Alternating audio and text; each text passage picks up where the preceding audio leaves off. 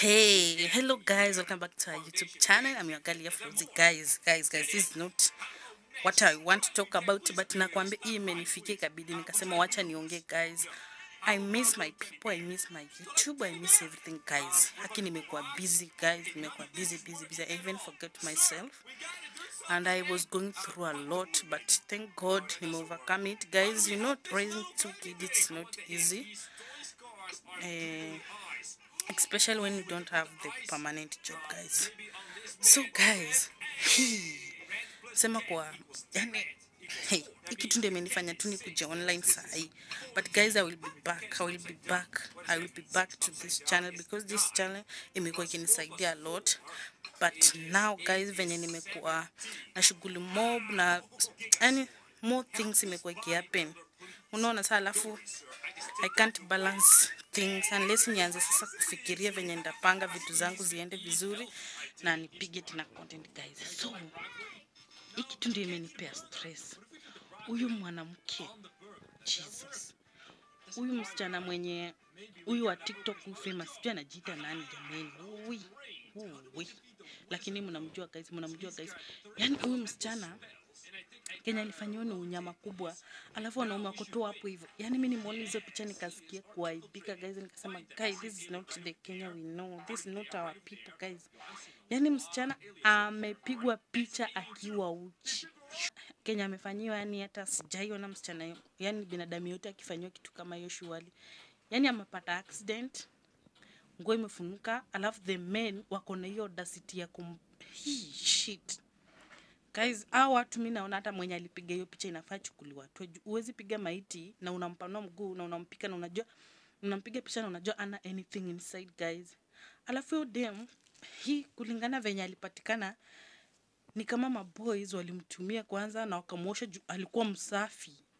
Alafu ana damu na wanasema amekanyagwa na lori surely. What is that? Yaani penye alipatikana hakuna kitu kama damu. Mimi hadi nashangaa ni nini inaendelea surely. Alafu niliona kwa TikTok yake hajai post kama ako na boyfriend. But within 3 days yani hajai post kwanza TikTok yake kwanza, yani tu mwanzo hajai post, but juzi tu ndiye akapost kajamaa, ako na kajamaa. Na kwa nini huyo jamaa jitokeze aseme hata tulikuwa naye, what happened guy? Msichana anakaa unaona venye ule msichana mwenye aliendanga birthday, huyo msichana wa 19 years huku Mathare, mwenye wazazi wake walimtafuta kumbe ameenda. Huyo msichana mkisi sijui alikuwa anajiita aje huyo msichana.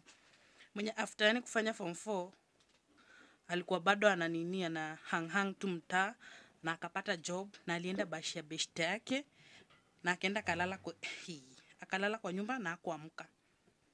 Na boyfriend yake ndiye akapigia babake akasema msichana yenyewe ni kama amededi.